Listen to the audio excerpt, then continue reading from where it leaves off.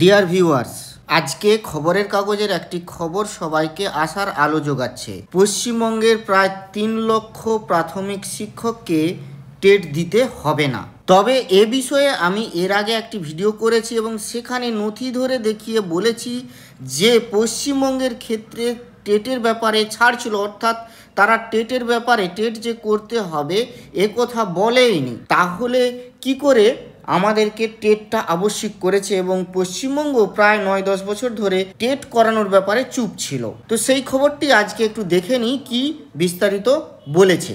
দেখুন, অস্ত্র কেন্দ্রের অর্ডিন্যান্স, টেট দিতে হবে না 3 লক্ষ প্রাথমিক শিক্ষককে।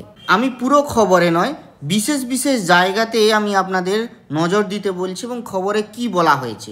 শিক্ষার অধিকার আইনের রেট্রোস্পেক্টিভ এফেক্ট দিয়েছে সুপ্রিম কোর্ট, যার অর্থ 2010 সালে সংশ্লিষ্ট আইন কার্যকর হওয়ার আগে নিযুক্ত শিক্ষকরাও এই নির্দেশের আওতায় পড়বেন। এটা আপনারা আগেই জানেন। তাহলে এ রাজ্যে প্রায় কতজন শিক্ষক? 3 লক্ষ শিক্ষক এই অসুবিধায় পড়তে চলেছেন। তো এ বিষয়ে বিশেষজ্ঞ মহল মনে করছে যে টেট দিতে হবে না।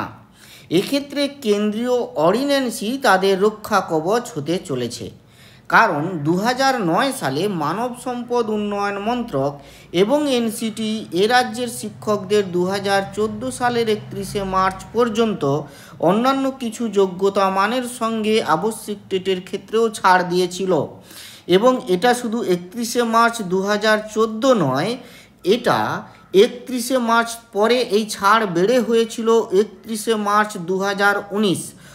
পর দুটি নোটিফিকেশান, মানে যেটা ছিল 2009-এর যে নোটিফিকেশান সেটা 31শে মার্চ 2014 পর্যন্ত ছাড় ছিল এবং তারপরে আবার একটা নোটিফিকেশান দিয়ে ছাড়টাকে আরও বাড়ানো হয়েছিল এবং সেটা 31শে মার্চ 2019 পর্যন্ত কিন্তু ছাড় দেওয়া হয়েছিল এবং সেই ছাড়ে কিন্তু কোথাও টেটের ব্যাপারে বলাই হয়নি। এবং এটা স্পষ্টভাবে আমার ভিডিওতে বলেছি যে এটা কেন্দ্রও জানতো, রাজ্যও জানতো, সবাই জানতো, কিন্তু সেটাকে সুপ্রিম কোর্টের সামনে কিন্তু তুলে ধরেনি। তো এই কথাটাই খবরে বলেছে। দেখুন, এই বিশেষ ছাড়ের বিষয়টি রাজ্য সরকার সুপ্রিম কোর্টের কাছে রিভিউ পিটিশনে তুলে ধরলেই কাজ হবে।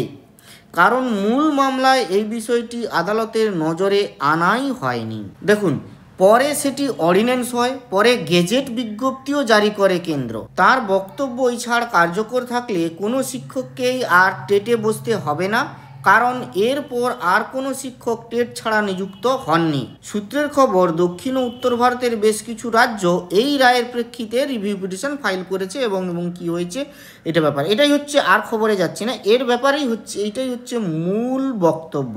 এই ব্যাপারটা নিয়ে যদি রিভিউ পিটিশনে যোগ করা হয় যে রাজ্য এবং কেন্দ্র সবাই জানতো, এনসিটি, এমএইচআরডি ডিপার্টমেন্ট সবাই জানতো যে টেটটা কিন্তু এক্সিস্টিং টিচারদের জন্য নয়, তাদেরকে ট্রেনিং করালেই হবে, তাহলে কেন এই রায় আজকে রেট্রোস্পেক্টিভ এফেক্ট দিয়ে তৈরি হচ্ছে? এবং এতে প্রায় ধরুন সারা ভারতবর্ষব্যাপী প্রায় 50 লক্ষ, যা শোনা যাচ্ছে, তাহলে 50 লক্ষ টিচার আজ যদি একটা সমস্যার মুখোমুখি হন, তাহলে শুধু টিচার নয়, টিচারের সাথে সাথে ছাত্রছাত্রী এবং তাদের পরিবার পুরোপুরি সমস্যার মুখে পড়বে। এটাও কিন্তু সকলেরই ভাবা উচিত। তো থ্যাংক ইউ, আজকের মতো এইটুকুই, ভালো থাকবেন।